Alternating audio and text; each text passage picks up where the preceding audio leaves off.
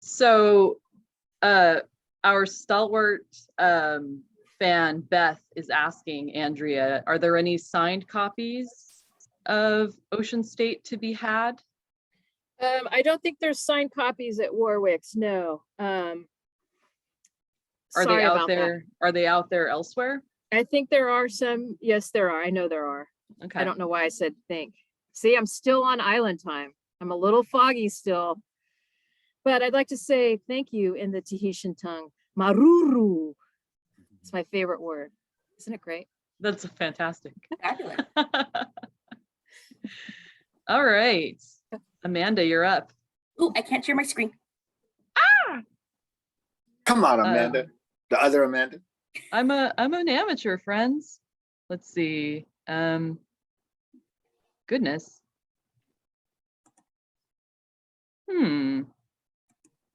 I'm muted as I comment favorably on that background, that St. Patrick's Day. I'm trying to. I spent time. You know, I love my backgrounds. I'm having fun with the backgrounds now. But Can you do it now? yes. Okay. Hooray. Sweet. All right. So this week, I will say it was extremely difficult for me to narrow down my selection to 3, but I did it. So I'm sure I'm gonna have to feature more later on. So the first one that I have up is actually from our Forever line, which does our rom-coms. And so this one actually is a hardcover from our rom-coms that I'm super excited about. Local author Kate Spencer. She lives here in Southern California. So that's always exciting. I like to feature some of our local authors. And I am a huge fan of rom-coms. So I'm so excited to see more and more books come out. And so this one, so this is the first ever hardcover from our Forever line. So this is, of course, a rom-com. They have a really cute, meet cute, shall we say. So Fanny's dress gets caught in the subway door and it rips. And then Hayes, of course, lends her his jacket because he is the gentleman. And of course, it happens to get caught on video. And then now it has gone viral. They have their own hashtag and everybody's just wanting them to be together and to be a couple. So it's cute, it's fun. And sometimes you just need these kind of books right now. I really enjoy those kinds of books. It just takes you out for pure enjoyment. You're gonna laugh, you're just gonna enjoy it, you're just gonna enjoy the romance. It's just really wonderful. This is actually, I'm very excited for this one to finally be out tomorrow. So there you go. That's a very chivalrous, meet cute storyline with the offering of the jacket. I mean, you don't get that a lot these days. So don't. I know. I have not. If we had a subway. I mean, you know Yeah. what? And I think, a subway. I think my problem is, no subways. I haven't gone to like Vermont at a cute country inn or into like a dude ranch for a weekend. Maybe that's probably why I'm still single because, not done any of those things at all. So there you go. Maybe you just have to rent a puppy and wander about the beach or something until something happens. There you go. That's what it is. Okay. That's an old guy trick, by the way. Yeah. Yeah. It's like, oh, I'm going out. That is true. Where's the local dog park? I I need to hook up. Everything is new again. I tried to put I bought a little harness for my mom's cat, but he's really big and I didn't realize he was that big, so it didn't fit. So now I gotta try again because I'm gonna take him for little walks because he really loves the outdoors. So I got a cat. Maybe that'll instead of a dog. It could happen. It can happen. Yeah. I would definitely come running if I saw you out with a cat on a harness. He's so big. I knew he was big, but I was like, dang, he's really big. So I got like a small dog harness and it was still and it was like, it didn't even like come close to attaching.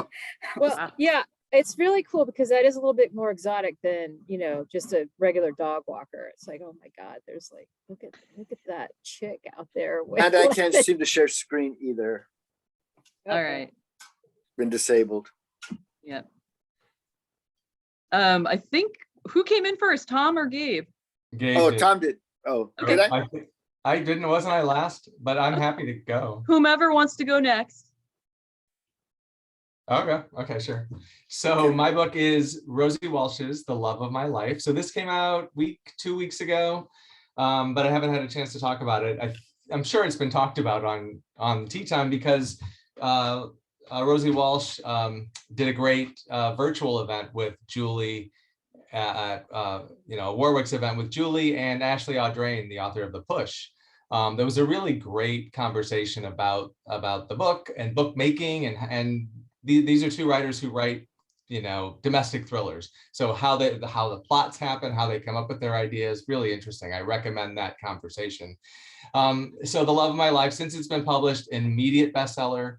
Her first book was Ghosted, which was also it became more of a word of mouth bestseller. This was like an instant bestseller. Good Morning America pick, book club pick, and it just sells itself. The premise is simple. It's a spouse with a hidden past suspense novel.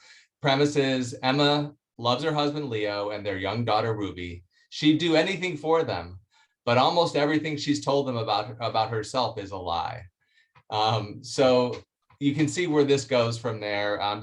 Cleverly plotted, keeps you turning the pages. There are constant reversals, and it's really a great read. Reviewers are using, mesmerizing, riveting. Maureen Corrigan in yesterday's Washington Post called the plot a doozy, which it is, and that's a word that doesn't get used often enough. So Love of My Life. If you love Laura Dave, Leanne Moriarty, that kind of writer, you'll love the new Rosie Walsh. I put the link to replay the event in the comments if anyone wants to That's great. rewatch the event. And I can't remember, we might have some copies with, I'm not sure if they're autographed or if they have book plates that are autographed. Right, that could be Maybe around the event. maybe not. Maybe never mind. Maybe Sure. I'm trying to cut back on caffeine and I might have a foggy brain right now. So I'm not okay, sure. Gabe, your turn. And I am going to share my screen and introduce a book that was published last week. Apologies for missing a couple of weeks. Nobody even noticed, not one note that we missed you, Gabe, from our fans, but that's the way it is. But I've been gone 2 weeks. I carried on the Barilli spirit for you. Thank you. I have my second always there. So this is a really fun book. I think for anybody who's a reader, anybody who likes New York fiction, and even though New York is not necessarily a big part of it, there's a good feel of the late 50s, early 60s New York in this book, The Last Confessions of Sylvia P. by Lee Kravitz. And yes, that Sylvia P. is Sylvia Plath. You see the photo deconstructed there. Lee Kravitz does a great job of getting into the world of Sylvia Plath. He takes a moment in time where she is in a MFA program, and there are people around like Lowell and a number of other literary characters that come through New York, and I think it's Columbia. Can't remember the exact school, but it's the MFA program, and she's involved in there. And the narrative is told in 3 different voices. The first is the voice of the young woman who works at a high-end Sotheby's sort of a firm, and she's discovered what she thinks could be the actual physical handwritten manuscript of the Bell Jar by Sylvia Plath. And then the next voice is her psychologist at the institute where she spends some time, which she comes in and out of mental health care issues. And the third voice is a competing student, a little bit jealous of Sylvia's already big reputation, while she's been struggling to get public, struggling in school basically, while this young woman who's essentially no different than she is, has achieved all the success. She's married to Ted Hughes and is part of a great literary couple. So these points of views converge and they tell this narrative of Sylvia Plath. And as the moments lead up to her further mental breakdown, and a lot of it has to do with her fellow student, who's got a great name, and I can't remember her name right now. But she basically urges Sylvia to write about her time at the McLean Institute, which is the institution that she was in. And as she writes this, she sort of goes deeper and deeper into her despair and has her final break. So, but really well told. I was not sure what to expect. The voice is it feels very legitimate, and I felt like I was there. You know, the time and place I think was really well done, even though it could, when you really look at it, it could have taken place anywhere. But Kravitz does a great job of putting this book right in its place, and the characters, you know, the different points of views all tell this great narrative. And it's an impressive read. We're getting some really strong review attention, and we're hoping, you know, it's something I think the literati will want to catch on to. I mean, the bell jar sells, you know, 100,000 plus copies a year in a couple of editions. We republished Ariel, a poetry collection, like 10 years ago, and it sold like a brand new book. You know, it sold like 50,000 copies, which is a good chunk for a book that's been around for 50 years, or maybe more at that point. So there's a lot of interest in Sylvia Plath. And if you remember that, people out there have read The Bell Jar, so I think it's a nice addition. Fun book, I think, for the right person. Is it a first novel or no?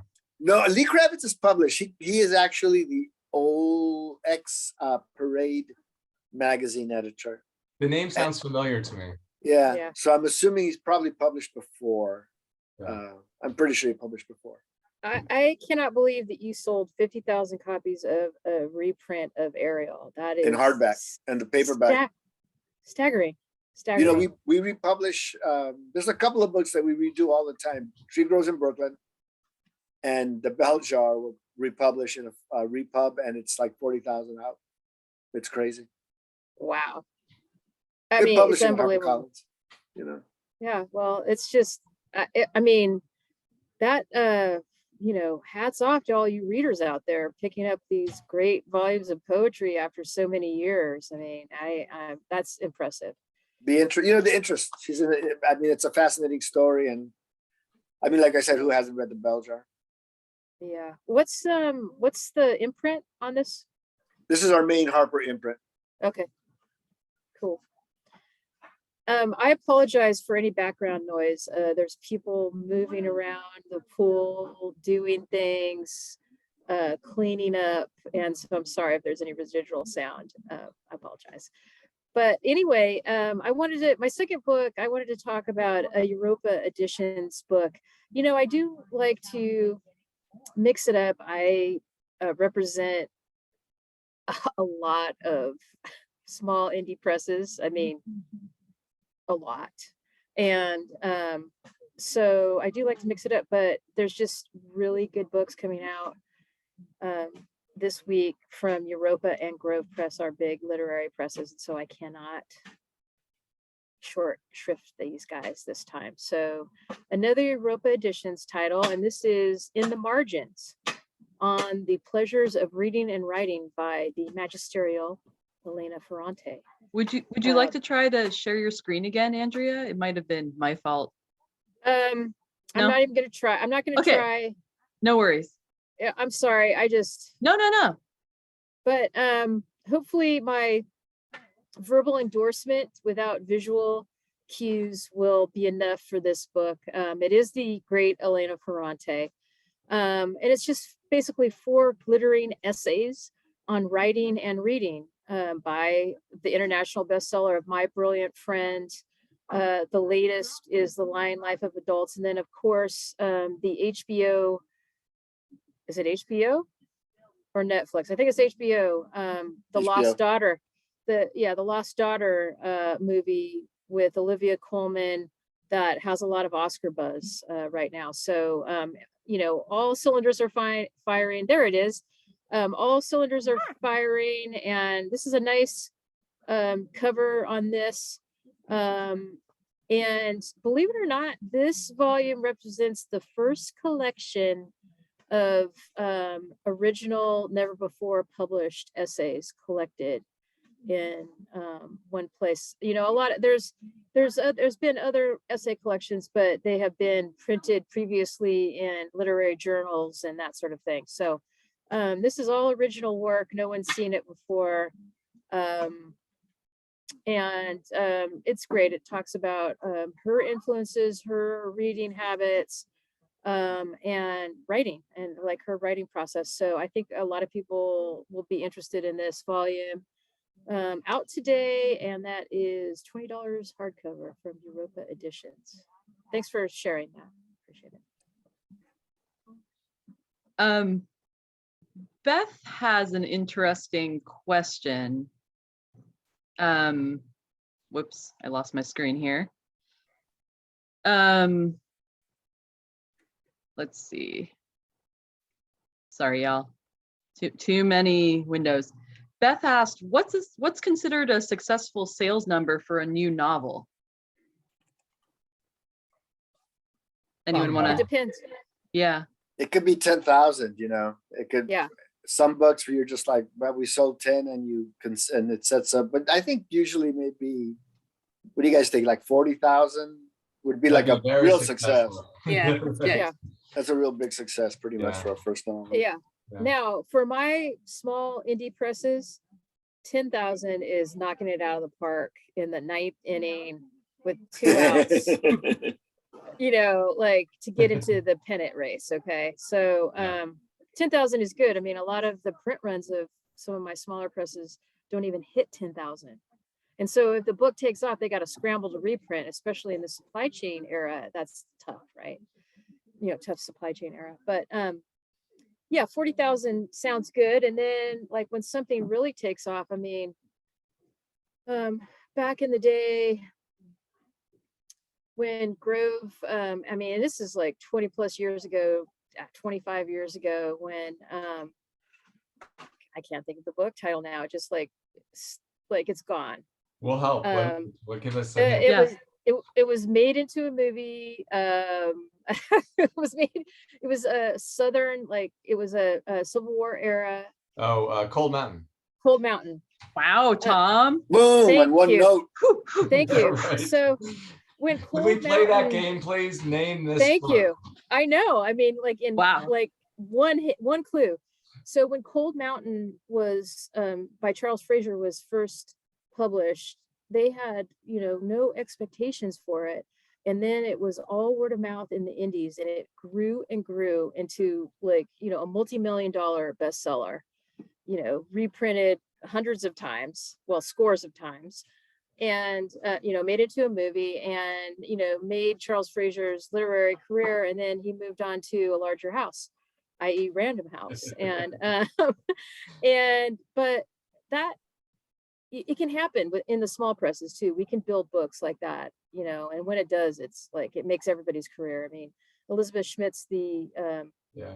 who's like executive editor at Grove now. I mean, that book catapulted her, you know, through all that hard work into the position she is in now. And, you know, she's bringing fabulous books to her reputation, and her great eye for fiction is bringing a lot of great authors and books to Grove Press that would have perhaps gone to larger houses, but they want that kind of attention to detail editorially. So it's pretty great. And thanks for letting me talk about this. And like, thanks for asking that question, Beth, because It's an interesting question. yeah, it is an interesting question. And it's just a little backstory about, you know, all the different kinds of permutations in the publishing world, and how different size publishers have different expectations and, you know, procedures really to get their books out there. So. And when you think of 10,000 copies, which in a movie sense or a TV sense is nothing, but we put a lot of work into books to even get to that number. So Yeah. it's a kind of business. Yeah. And yeah, and you know, try stack, you see a stack of like 10,000 books. It's a pretty huge stack. The things you see. I walked into a return warehouse one time and we had a book that was particularly bomb. And back in the days when we like printed what we said we were going to print, and boy, that book was like, every time you looked around, it was stuffed here and stuffed there, like stacks everywhere, Oh, and then no. tucked all over the place. This book shall remain nameless. Okay, Amanda, your turn. There you go. Okay, so here we go. My next book, we have Peach Blossom Spring by Melissa Fu.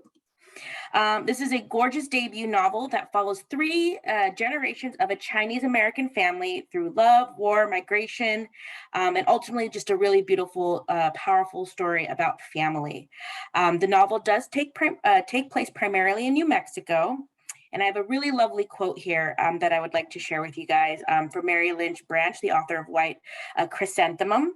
So a brilliant multi-generational tale that stretches across the decades from pre-World War II China to post-Cold War America. Fu's novel is full of dynamic characters whose lives fill the pages with beauty and tragedy. It's a timely story of displaced Chinese immigrants searching for home and identity after war and revolution ravaged their homeland. So that is, so that's what I have for you. Peach Blossom Spring by Melissa Fu. Absolutely beautiful story, stunning cover. You're definitely gonna wanna read this one and you're just gonna enjoy it, and great for everybody, really. Nancy Warwick is a big fan of Peach Blossom Spring, as is bookseller Kim, who I just Ooh. realized stood me up today. I thought she was coming. I miss her. And I wanted to mention that Sarita, one of our dedicated viewers, said that, again, I lost my screen. Thank you to whoever recommended Run Towards the Danger. That was Tom. So thank That you. was my catchphrase of the day the last couple weeks ago. Yeah. Oh, that's great. I love hearing that. Awesome. So I saw what you're holding. This is another staff favorite, Tom. Go for it. Oh, right. I know. I didn't intend to start, but I guess it's my turn. Yeah. So Booth, Karen Joy Fowler. So this is, I love Karen Joy Fowler. She's one of these writers who, not that different in a way. I mean, different than Stewart, but she's been at it a long time. She's had her huge successes, the Jane Austen Book Club, for example. And also, like Stuart Ornan, none of her books are the same. You don't know what to expect from her. She's written speculative fiction.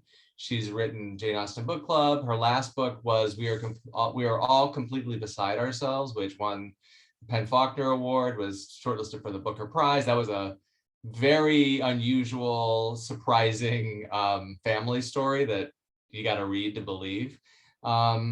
So I wasn't expecting a historical novel from her, but that's what we have here. So this is the story not of John Wilkes, but of the Booth family. So she's telling the story. So it's an epic family story. They were, and I knew a little bit about them, but I didn't know nearly enough. So John Wilkes Booth comes from a family of actors. They were like the greatest Shakespearean actors of their day. His grandfather, his father, especially his older brother. They were also the Shakespearean actors of their day. And so I kind of knew that, but then the women of the family, the mother and the sisters, I mean, this was a huge family. So she follows this family from the 1820s into the Civil War and the assassination and the aftermath. Primarily through the women of the family, the mother and two sisters. And so you really get a feel for the time and the place that produced this psychopath, John Wilkes Booth. And you can't help, like, and it's no secret that she wrote this book in response to the times we're living in, because you really see echoes of our own day in that lead up to the Civil War, which are really chilling. So there's a lot of layers, but at its heart, it's a really great family story that sheds light on what's happening in today. It's like she wrote it in the aftermath of the Trump election, but then now it reads differently after January, even more differently after January 6th. Anyway, I think that if you like Hamnet, the work of Geraldine Brooks, you'll really enjoy Karen Joy Fowler's Booth. January 6th, Fort Sumter. Yeah. I'm telling you, that sounds fascinating. Mhm. It really is. I mean, because they were like quite an accomplished family, He sprung from the most unlikely family because they were progressive in their day, actually. Yeah. But we watch him get we watch his mind change over the course of a number of years. Yeah, I mean, most people who are on the stage are because just of their travels and their exploration of the human psyche. And Yeah, so to see somebody like turn murderous and, you know, hateful towards any sort of change is, you know, like it's just fascinating. I think this is going to just really do well for you guys. How I could think it so. not? Yeah, I think so too. Yeah. It's a brilliant book too. Cool. Man, it's been so long since the Jane Austen book club, but I loved that book and I loved the movie. And I mean, yeah, it almost seems like, yeah, a different Different lifetime, person. a different person. yeah, I love it. I love that versatility. Yeah. Yeah, sign of a master. Yep. Yeah. All right, Gabe. Very good. I just had to comment on Peach Blossom Spring Jacket. I Oh. think that's because I'm just back from sales conference, but I love how they put all these great elements. Usually it would be cluttered, but it's really great, all the elements they put in a really cool way. They did it. It's actually, it's very stunning and done very well. I forgot to mention too, I briefly met the author online during the our recent ABA meeting, and she was lovely. Always good to wondering- hear. That's how someone said, She was great. and my wife has said, sometimes you don't want to meet your idols. And I'm on my second book. Good, we're deep crawling, y'all. So my second book is the darkly funny South Korean novel, The Old Woman with the Knife. And this is, you know, an export from South Korea. And it is a nice, satisfying, fun mystery thriller novel. The protagonist is a 65-year-old trained assassin, and she's on her last mission. She's on her last assignment. This is going to be it for her as she heads into retirement. But suddenly she feels like there's somebody over her shoulder. So she's always, is this assignment going to be her? Is her last assignment going to be her last anything? So really well done. There's a lot of fun fiction coming out of South Korea and Japan right now. I've been reading a lot of Italian fiction. There's just so much to read. My God, now that I've opened up the world, it's even harder to find stuff not to read because there's so much great stuff. But this is one of those books. It's going to take you away. It's going to transport you into this great chase. You know, there's a constant motion in this book, and you're just bing, bing, bing, and you're turning the pages, and you're going to be done all too soon. And you know, I think there's something satisfying about the light mysteries. You know, some of the really fun movies from the 40s. I mean, 40s, 60s, 70s, and 80s and 90s are the light, you know, mysteries that with an element of humor in them. And they sort of serve a dual purpose. So I really, really enjoyed this kind of book. I really like this novel. It's a rip-roaring, nonstop mystery, and I think it should find some audiences. I just read Bullet Train, which is a Japanese novel that is being made into a movie. I think the trailer might have already started shooting, but just brilliantly funny. You know, very light, funny characters, and same as this. You laugh and you're like, and it's graphic violence, and then, you know, very kind of Pulp Fiction. Anyways, a lot of fun. Looks good. Cool. Yeah, give me more women of a certain age who are doing badass things in Kicking literature. ass, man. Yeah, Yeah, exactly. give it to me. They're out there in the world, we just don't hear about them. Well, you're undercover, you know, like her. Yeah. Well, who knows? You know, book repping is a really good CIA cover. So Says the woman in the glasses. The traveling salesman, Oh salesperson. wow. I'm gonna write a fan fiction about Andrea and her secret agent life. She says she's in Sacramento, but I really don't. Yeah, I don't know. That plant's a prop. She's in the desert somewhere in the Middle East or something. I mean, she just came back from Bora Bora. I mean, who just goes to Bora Bora, Exactly. I don't know anybody ever Wow. been to Bora Bora. right? Allegedly. Wow. Your turn, Andrea, if that is your name. Lightning round. All right, lightning round. I wanted to talk about The Committed by Viet Thanh Nguyen, now out in paperback. It's in stores. It has a pub date down the road, but it is available. There's no a hard and fast street date on it. A beautiful cover that echoes the Pulitzer Prize winning The Sympathizer, that features the same character here, the unnamed protagonist. I love that he's unnamed. And this time he's our protagonist has moved from Vietnam and Hollywood to the streets of Paris. He has a predilection for gravitating to the seedy underbelly of the crime world, and this time it's no different, by way of the intellectual and academic salons from his auntie's world, who could be a spy, speaking of spies, but is involved in the academic world. And it's just another gripping novel. There's plenty of copies available at Warwick's because the hardcover sold so well. So Adrienne, intrepid buyer that she is, brought in a very healthy stack of The Committed in paperback. It's 15, what is it? No, I'm sorry, that's the European price. It's $18 trade paper, and this is from Grove Press. Let me read you what Juno Diaz says in the New York Times book review. It was a cover review. The novel draws its true enchantment and its immense power from the propulsive, wide-ranging intelligence of our narrator as he Virgils us through his latest descent into hell. If this incandescent novel teaches us anything, it is that forgiveness is a joy of the living, not the burden of the dead. That's amazing. And to use Virgil as a verb, Virgils us through his latest descent into hell. So that's exciting. And I just think that this really should be in every bookstore in the land, stacked or faced out in, literature sections.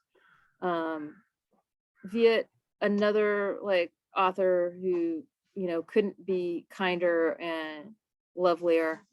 And so we're happy for him and all of his success. And also The Sympathizer will be it's being made right now actually into an HBO series. So that's very exciting.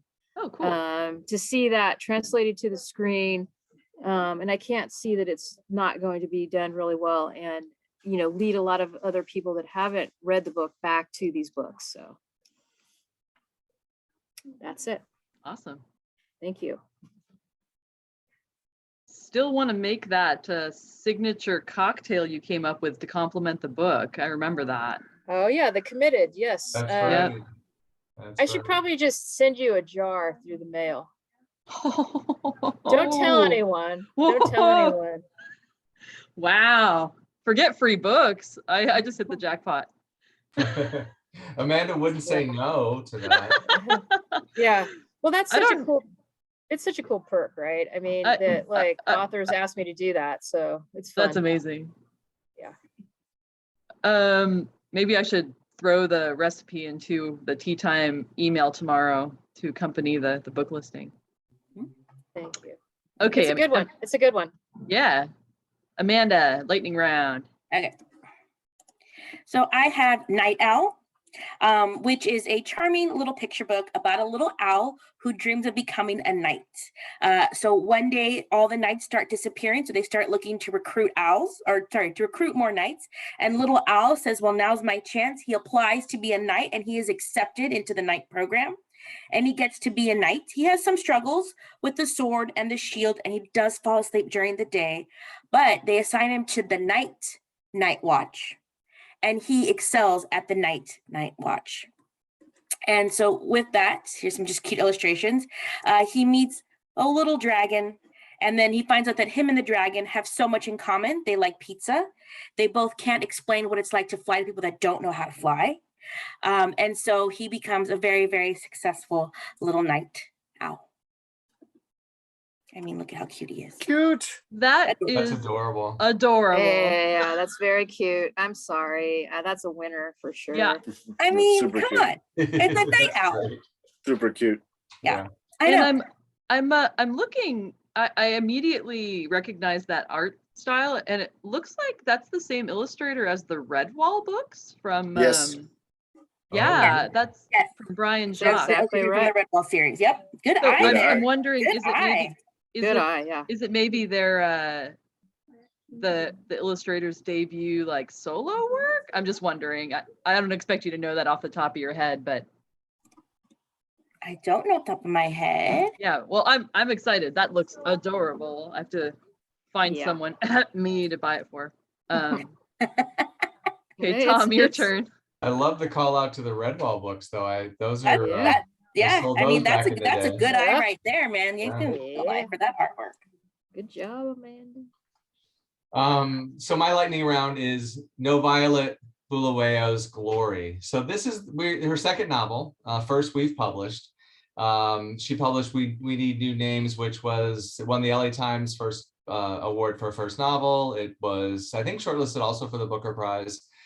But it's been a few years now, and she's a true original. So so in November 2017, so she's from Zimbabwe. She woke up to find that she lives in America. She teaches at Stanford. That Robert Mugabe, Zimbabwe's president of almost 40 years, was overthrown in a coup. And so she went back to Zimbabwe with the intention of writing a nonfiction book about what happened, how this incredible thing, no one thought Mugabe could be overthrown. But she found she couldn't tell it that way. So she decided to tell it in a novel, and not just in a novel, but through allegory, so through animals. So the characters are animals in this book. So she illustrates the ruthlessness of the power, the illusion of absolute power that the animals maintain in order to maintain their power, and then how it's overthrown, and it's overthrown through storytelling. And so it's kind of a perfect way to do this because it's mythological. It's the stories, the African stories that she grew up on were told in this way. And then there's Animal Farm, which looms very large also. So there's so much I could share with you, but the book is a ride. It's funny, it's ambitious, it's an incredible novel. But she says, although I wrote the novel with Zimbabwe as an immediate inspiration, I also wrote it in a world of dis-ease, with many countries experiencing upheaval, with resistance movements across the world challenging different forms of oppression, so that it often felt like I was writing of many other places in the same story. Hearing that collective clamor for change reminded me that I did not walk alone, that I was part of a collective struggle. So the book is ultimately a celebration of hopefulness and of change. It was on the cover of this week's New York Times Book Review, rave review, and the reviewer says, by aiming the long, piercing gaze of this metaphor at the after effects of European imperialism in Africa, Bulawayo is really out-Orwelling Orwell. This is a satire with sharper teeth, angrier, and also very, very funny. So Wow. if you're up for something unlike anything else, except maybe Animal Farm, Glory by NoViolet. That sounds good. We've That got sounds really good. Virgiling, and we've got Orwelling. That's as right. verbs. Yeah. And Now- and we were out plathing earlier, I think. Yeah. Wow. We may as well So- plath. What kind of animal is Mugabe? That's a good question. I think, go ahead and I'll remind myself of that. Let's say Gabe go. I'll fill you in. C'est moi. Mhm. Yeah. So we have a Peter Swanson book on sale tomorrow, and I've got to talk about Peter Swanson because that's what I do. My lack of imagination, my love for Peter Swanson. Always doing something different. The first couple of Peter Swanson books, Honest to Pete, were like some of the best noir I read, like James M. Cain good. But noir is a small particle of mystery and got a limited readership. So we transferred him to do some other things. And he did a couple of psychological suspense with the unreliable narrators, which did pretty well. And he pulled it off. But since then, he's sort of gone his own way. And the last couple of books he's been doing his own thing, been really working really well. He's a New York Times bestseller. We're really excited when the next Peter Swanson comes because it's going to be something new and different. And what does he do here? He goes back and he's doing Agatha Christie. And then there were none, basically, in this book a little bit. So, but you know what? In his hands, it's not just a ripoff, and it's not just, okay, just change the characters' names. And it's his first classic style mystery like this. And he did a really great job, like he always does. And I'm always surprised, outside of one of his novels, which was one of the psychological suspense novels, he's really good. And he always keeps you turning the pages because he's always throwing out the red herrings and the clues, and you're twisting and turning.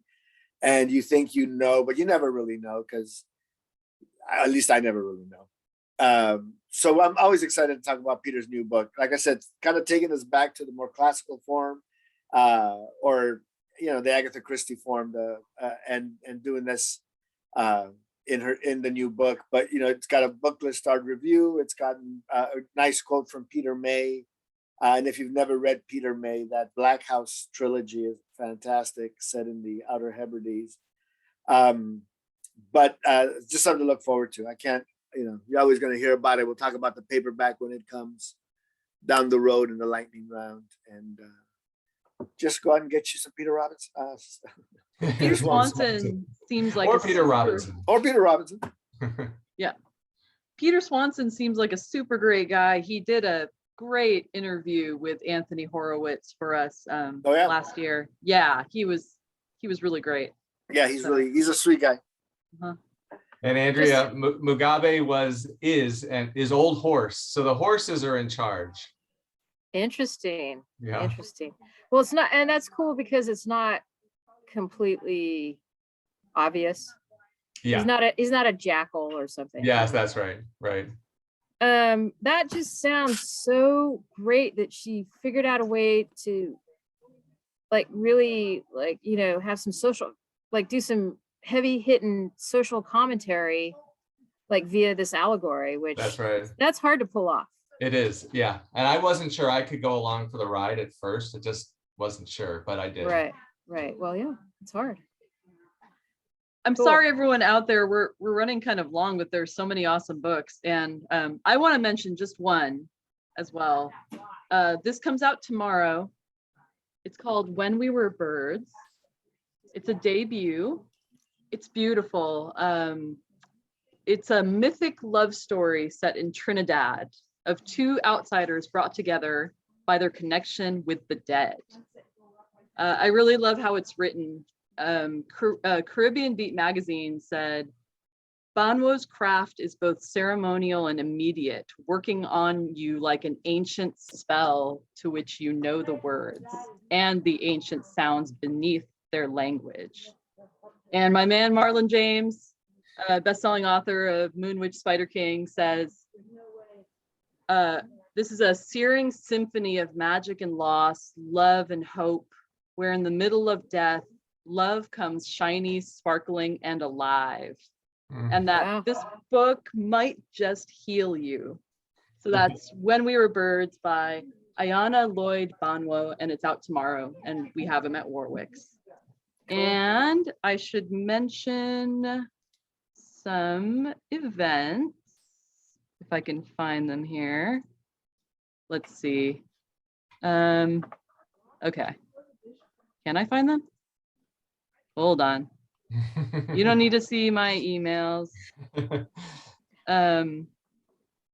Okay. So we have 3 events this week. And tomorrow we have Susan Mallory. So if you need a good beach read, this is for you.